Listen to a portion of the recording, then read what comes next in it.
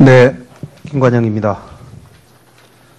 기획재정부 장관을 비롯한 여러 직원들이 감사 준비하느라 많이 썼습니다.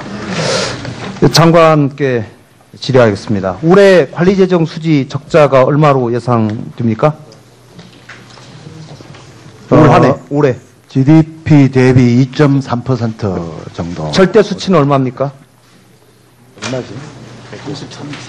33조 정도입니다. 이번 추경까지 계산해서 33조입니까? 네. 그렇게 모르고 계시면 어떡해요? 저 뒤에 예산실장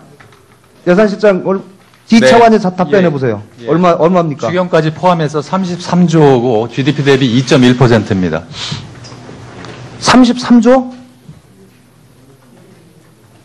46.5조 아니에요? 예. 추경을, 당초에 33조고요. 추경을 포함해서 46조 5천억입니다. 예, 왜 거짓말해요, 그러면? 네, 죄송합니다. 추경까지 포함해서 지금 46.5조 아닙니까? 네. 이 가장 기본적인 수치를 지금 장관께서도 지금 모르고 계시는데, 그러면은 지금 2년은 실적치, 올해, 내년, 내후년까지 5년 동안의 누적치가 관리재정 수지가 얼마로 예상됩니까? 장관 답변해 보십시오. 5년 동안의 관리재정 수지 적자 폭의, 적자의 누적액.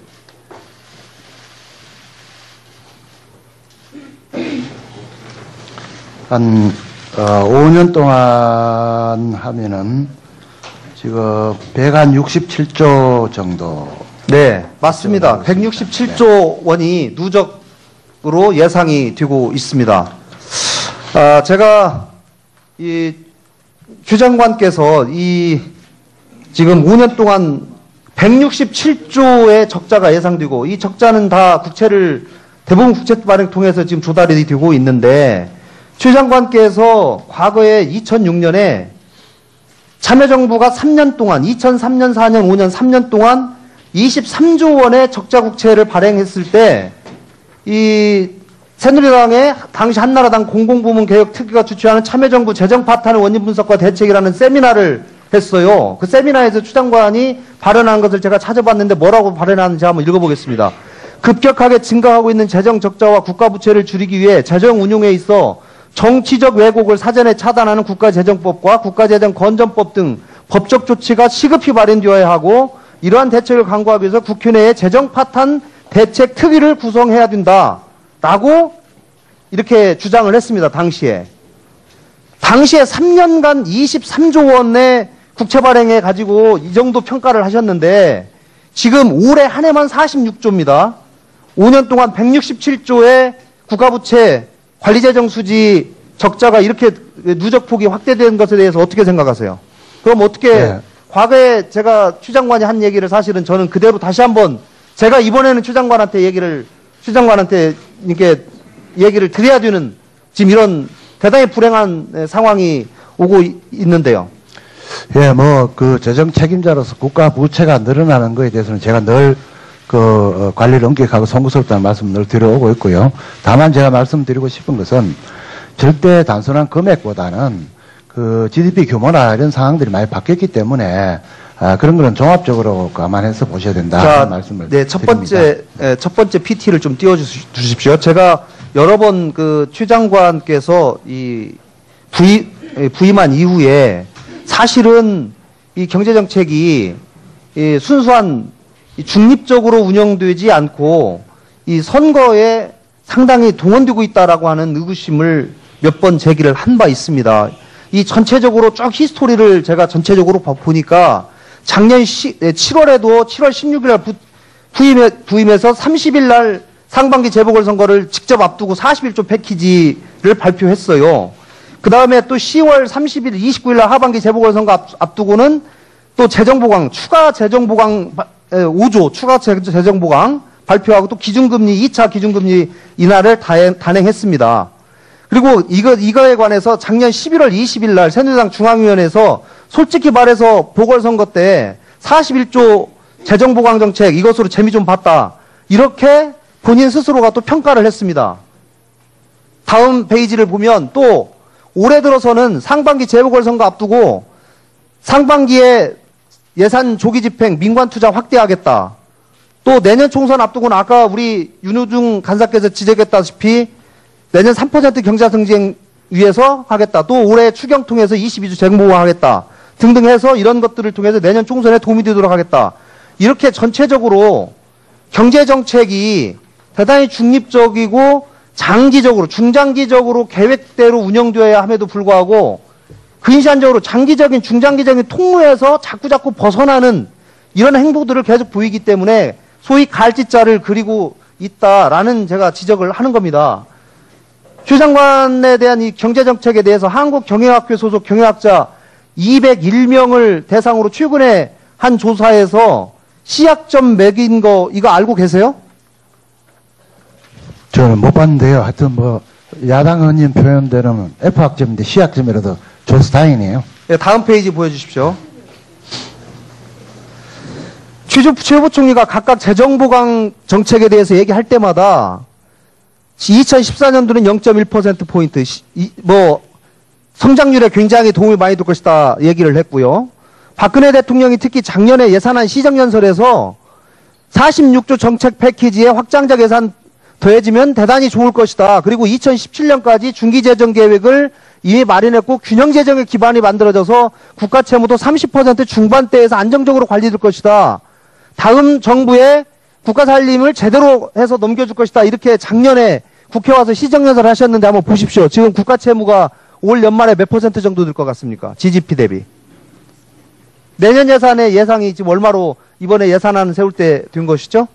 40.1%로 보고 있습니다. 그러면은 대통령께서 2015년에 중기재정 계획 발표하고 당초에 예상했던 거하고 굉장히 괴리가 큰데 이것에 대해서 저는 우리 기획재정부에 있는 여러 관리들이 그동안 새 정부가 들어설 때마다 5년 동안 이렇게 하겠습니다. 5년 동안 이렇게 하겠습니다. 해놓고 한 번도 제대로 지켜본 적이 없어요. 이 부분에 대해서 다음 페이지 한번 보시죠.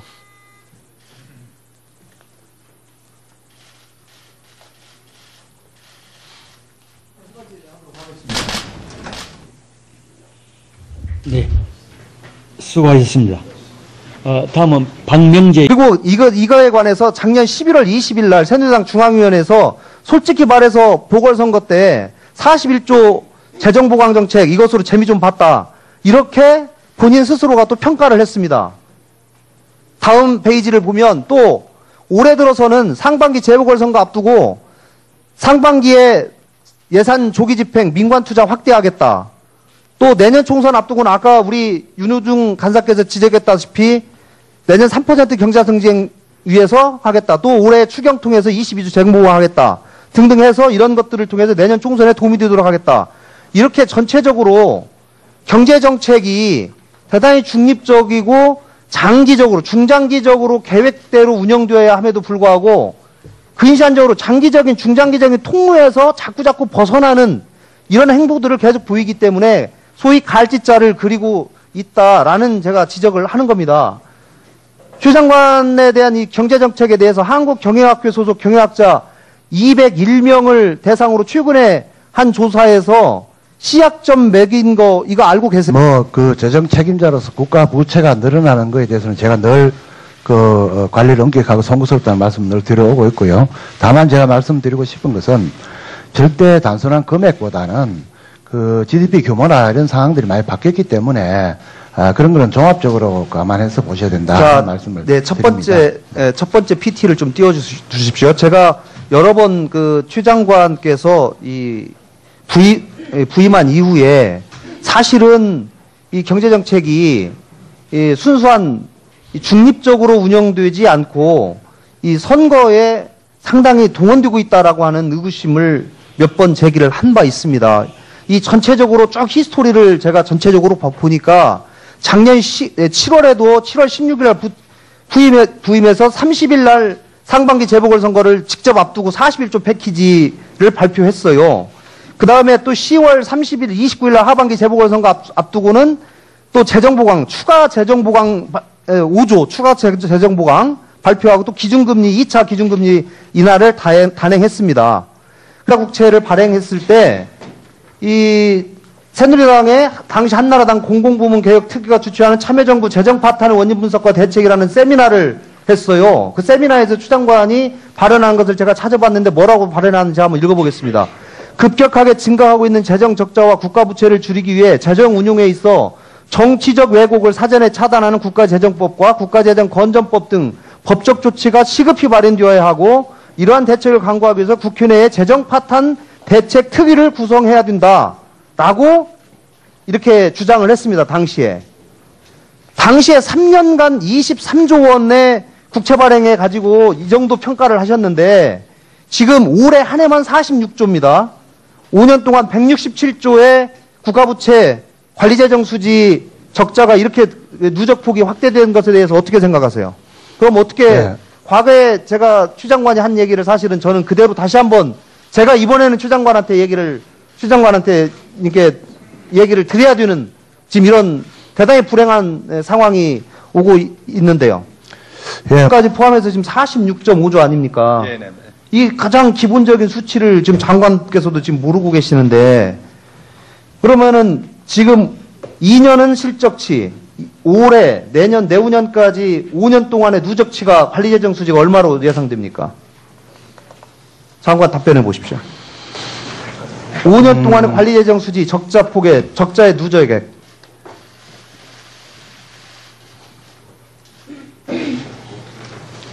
한 5년 동안 하면은 지금 167조 정도. 네, 맞습니다. 167조 원이 누적으로 예상이 되고 있습니다.